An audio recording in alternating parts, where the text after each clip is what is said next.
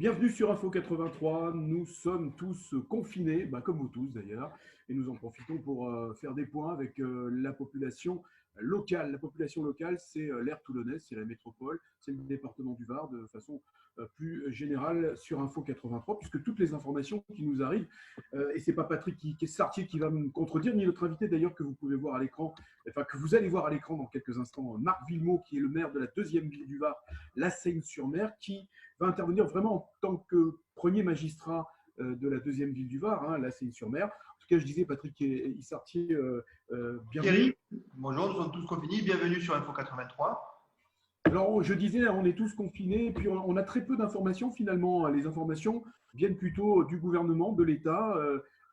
C'est la nation qui communique, c'est l'État qui communique. Et en fait, ici, les autorités ne font que relayer les informations qui sont distillées par toutes les institutions et les autorités. Marc, qu'en pensez-vous? Oui, Patrick, en effet, on va écouter Marc Villemot, effectivement. Notre contribution dans chacune de nos communes aux instructions qui sont données par le gouvernement. Comment se passe votre confinement à vous personnellement, Marc Villemot? Vous allez travailler?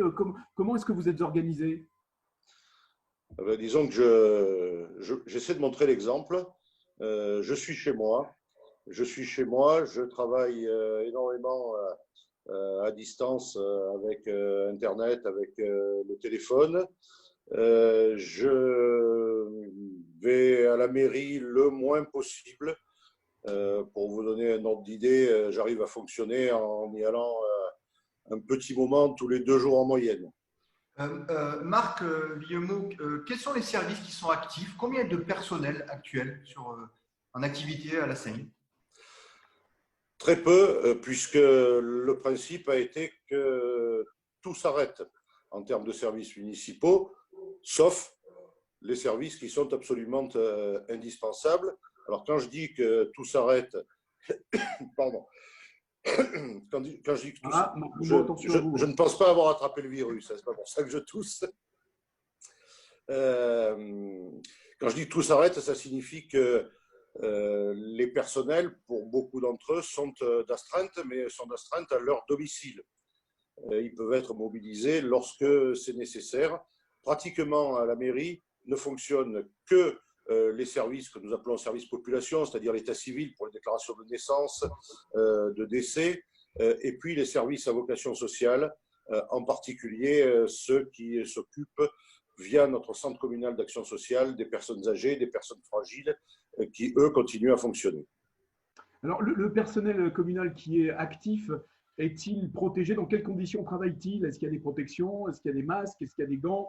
Est-ce qu'il y a une protection particulière qui a été aménagée, comme on l'a vu par exemple dans certains supermarchés où des plexis ont été aménagés? Ou alors c'est simplement du bureau et à ce moment-là, chacun travaille à un étage différent et dans des pièces différentes? Ça dépend effectivement des métiers qui sont exercés. Ceux qui exercent des métiers administratifs ne sont d'ailleurs pas là, ils sont chez eux. Ceux qui doivent être en contact avec le public, bien entendu, disposent des matériels nécessaires de sécurité, à savoir des masques. Il n'y en a pas assez, mais il va falloir que nous parvenions à ce que l'État puisse fournir, pas simplement nous, mais je pense en particulier aux soignants, qui eux sont encore bien plus exposés que nos personnels, des masques, du gel hydroalcoolique, enfin toutes les mesures de sécurité pour éviter que ces personnes ne soient en contact avec le virus.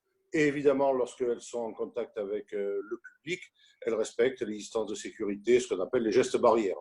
Monsieur Villemot, il y a des villes qui ont un peu durci l'activité dans leur ville, notamment Brignoles qui, dès ce lundi 23 mars, instaure un couvre-feu de 22h à 5h du matin. Sanary l'a déjà fait vendredi 20 mars. Est-ce que vous envisagez de prendre une telle mesure? Vous savez, ça ne relève pas de la compétence communale. Le préfet du Var l'a rappelé, seul l'État peut décider d'instaurer un couvre-feu. Donc, nous tenons évidemment au courant de la situation les autorités préfectorales. et si elles décident qu'un couvre-feu doit être instauré, eh bien, prendront les dispositions nécessaires. Pour ce qui nous concerne, nous nous en tenons à ce qui est nécessaire. Et ce qui est nécessaire, c'est informer et sanctionner. La police municipale et la police nationale sont sur place pour éviter que les gens ne se déplacent sans l'autorisation qu'ils doivent détenir pour des déplacements qui ne peuvent être que exceptionnels, pour aller faire des courses, pour aller chez le médecin, pour aller à la pharmacie, pour aller s'occuper d'un proche malade, et qu'il y a les quelques points qui sont prévus par l'État. Notamment, nous avons anticipé par rapport aux décisions de l'État, s'agissant de tous les points où les gens se regroupaient au prétexte de se dégourdir les jambes. Je pense en particulier à notre forêt communale, je pense à nos plages, à nos parcs, mais également certains endroits dans la ville où les gens ont un peu l'habitude de se retrouver. Depuis, l'État a lui-même interdit l'accès aux massifs forestiers, l'accès au littoral, l'accès aux parcs. Il ne nous reste plus qu'à le faire appliquer.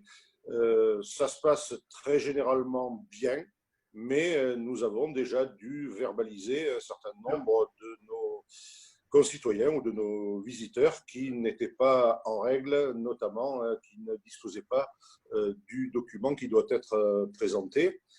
Certains l'acceptent de bon cœur, on va dire, jouent un petit peu avec au chat et la souris, tout en étant conscients des risques qu'ils prennent et qu'ils font prendre du coup aux personnes qu'ils croisent. D'autres, il est nécessaire pour eux de leur expliquer les raisons de ce confinement obligatoire. J'insiste vraiment, puisque vous m'en donnez l'occasion, on doit rester chez soi. La règle, c'est le confinement. Il n'y a que des situations exceptionnelles qui sont contrôlées, qui autorisent à ce que l'on quitte son domicile. Alors, Marc Villemot, vous l'avez évoqué, effectivement, il y a le respect des directives. Comment ça se passe justement? Vous parlez de verbalisation tout à l'heure. Est-ce que il y a eu beaucoup de verbalisation? On a dans tous les quartiers, est-ce que c'est respecté? Est-ce que la population vraiment applique les consignes? Et est-ce que le nombre de verbalisations est raisonnable par rapport à une commune de 65 000 habitants comme les Lacènes? Oui, la très grande majorité, je dirais la quasi-totalité de nos concitoyens font preuve de responsabilité. Et faisant preuve de responsabilité, ils font preuve de solidarité. Je le répète, se protéger soi-même, c'est le meilleur moyen de protéger les personnes que l'on peut être amené à croiser, à commencer par celles de son propre entourage. Et c'est aussi important que de sortir à la fenêtre le soir à 20h pour applaudir les personnels soignants. Parce que moins les soignants auront de personnes à traiter du fait de leur non-respect des consignes, et mieux ce sera, c'est le meilleur respect qu'on doit leur témoigner, même si évidemment il est sympathique et symbolique que le soir à 20h, on réponde aux appels à se mettre à la fenêtre et à les applaudir. Il y a en effet un certain nombre de gens qui nous pose problème, et cela, passé la phase de pédagogie que nous avons mise en œuvre dès que les mesures ont été édictées, eh bien, nous sommes aujourd'hui dans la phase de répression. Et donc, nous infligeons des amendes. Monsieur Villemot, on est dans une phase d'économie à plat, au ralenti, presque nulle. Est-ce que vous envisagez des aides pour les entreprises qui sont sur votre commune dès que cette crise, ou en ce moment, et dès que cette crise sera terminée? On a perdu. Je vous ai perdu. Oui, ça y est, je vous ai retrouvé. Alors, écoutez, l'État, lui, prend en compte la réalité économique. La réalité économique pour les petites, les toutes petites, les moyennes et les grandes entreprises. Ce n'est pas le rôle d'une commune que d'intervenir sur le secteur économique. En revanche, d'ores et déjà, nous nous efforçons de communiquer sur les commerces ouverts, de telle sorte que les gens puissent aller y faire leurs courses. Il y a souvent moins de proximité ou de promiscuité que dans certains supermarchés. Nous avons répondu à l'appel du gouvernement à réouvrir nos 3 marchés forains, uniquement marchés alimentaires, même si nous savons que certains se questionnent sur la pertinence de ces marchés qui forcément amènent des gens à se croiser, même s'ils se croisent à distance. Pour l'instant, c'est une demande du ministre de l'Agriculture de maintenir les marchés de plein air et les halles ouverts.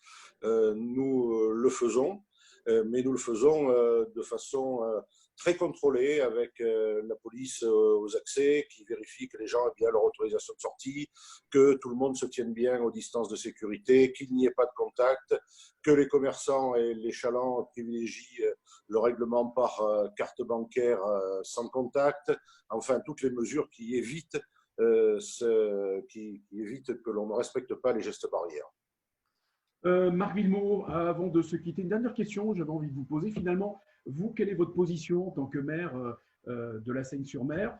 Vous êtes dépendant de ce que dit le préfet, de ce que dit l'État. Vous avez une cellule de crise. Vous avez quel type de comportement adopter en tant que maire? D'abord, j'essaie de montrer l'exemple moi-même en restant confiné chez moi. Et en communiquant avec mes concitoyens, notamment par le biais de petites vidéos, ou lorsque la presse, comme aujourd'hui, m'invite à le faire. Ensuite, nous avons une cellule de crise qui est composée d'un petit groupe de cadres de la mairie qui organise au fur et à mesure tout ce que l'État nous demande d'organiser. Et je pense que dans ce genre de situation, il n'y a pas lieu de faire de la rébellion ou de la discussion. Nous appliquons et nous nous efforçons de faire en sorte que nos concitoyens appliquent les directives qui nous sont données par l'État. Marc Villemot, nous vous remercions d'avoir pris du temps pour répondre effectivement aux questions de l'Info 83, peut-être aux inquiétudes et aux questionnements de tous ceux qui nous regardent et des segments en particulier. Merci en tout cas, prenez soin de vous.